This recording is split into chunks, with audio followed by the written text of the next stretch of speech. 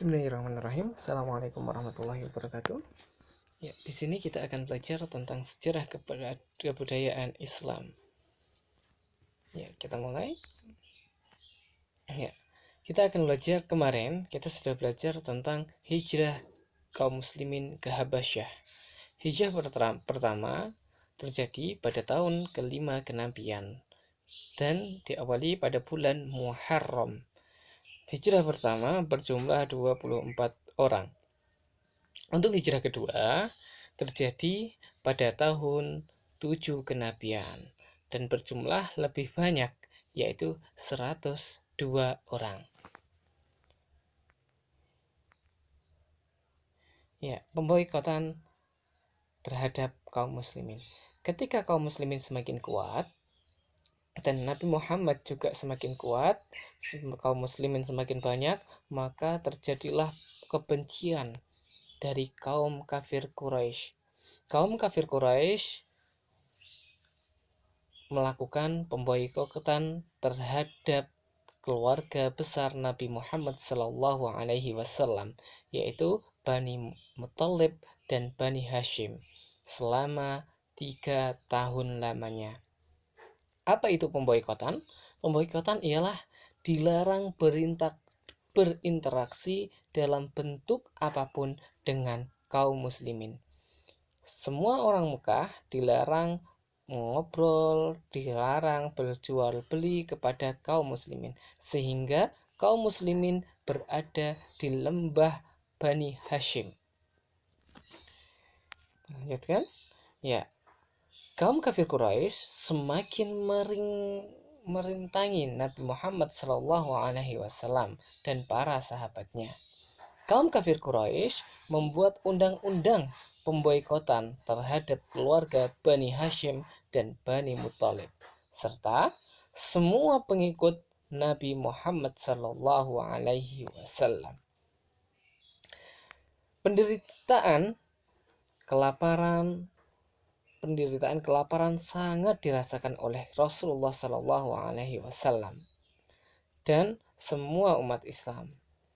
Kisahnya berawal ketika pengaruh Islam semakin besar dan di Makkah akhirnya kaum musyrikin memboikot kaum muslimin agar kaum muslimin semakin melemah dan gagallah dakwah Islam.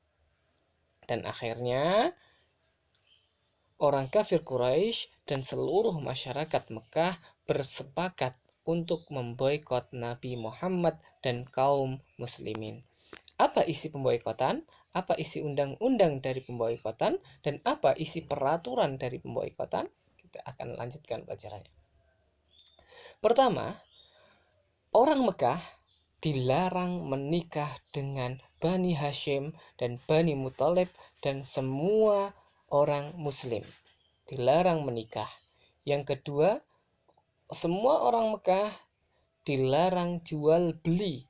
Tidak boleh menjual barang ke kaum muslimin dan kaum Bani Hashim dan Bani Muthalib, dan tidak boleh membeli dari mereka, sehingga mereka tidak bisa pergi kemana-mana. Nomor 3, dilarang berbicara. Orang kafir Quraisy melarang semua penduduk Mekah untuk mengobrol, untuk berbicara bersama orang muslim. Dilarang. Apabila mereka mengobrol dan berbicara kepada orang muslim, maka mereka akan dihukum. Dan selanjutnya nomor 4, mereka pada undang-undang peraturan pemboikotan nomor 4 ialah dilarang berkumpul dengan Nabi Muhammad dan dengan seluruh Bani Hashim dan Bani Muthalib dan seluruh umat muslim. Orang kafir Mekah melarang semua umat Mekah, semua orang Mekah dilarang berkumpul bersama Nabi Muhammad SAW dan seluruh pengikutnya. Akhirnya apa? Akhirnya umat muslim dan keluarga besar Nabi Muhammad terkucilkan, ibarat terpenjara di kota sendiri. Itu. Dan selanjutnya isi dari undang-undang pemboikotannya ialah dilarang memberi apapun kepada mereka, kepada kaum muslimin. Selanjutnya nomor 4, Nomor 6 dan terakhir, dilarang mengasih sayangi kaum muslimin. Kaum muslimin dan kaum Bani Hashim dan Bani Muttalib. Sampai kapan? Sampai Nabi Muhammad Sallallahu Alaihi Wasallam diserahkan ke kaum kafir Quraisy untuk dibunuh. Namun, kaum muslimin tetap bersabar dan tetap tabah menghadapinya.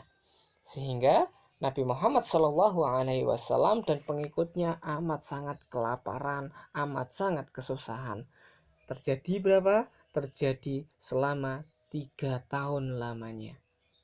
Ya, di sini Pak Udan ada gambar. Di sini adalah gambar kota Mekah pada masa Nabi Muhammad.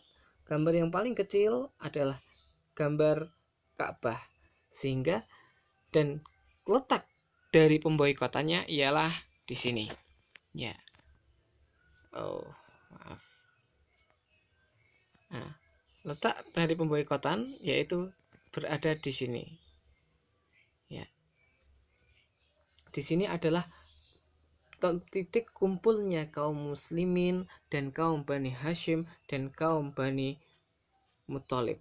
Mereka berkumpul di lembah di antara dua gunung yang gersang, sehingga banyak dari kaum muslimin itu yang makan cuma makan daun kering dimakan karena sulit makanan. Ya.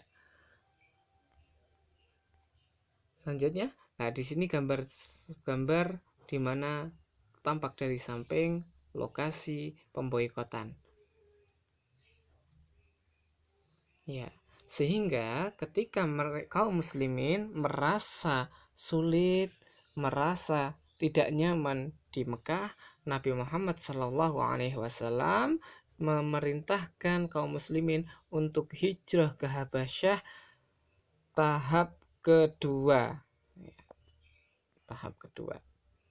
Ya, itu yang bisa Pak Wildan jelaskan. Ya. Cukup sekian. Assalamualaikum warahmatullahi wabarakatuh.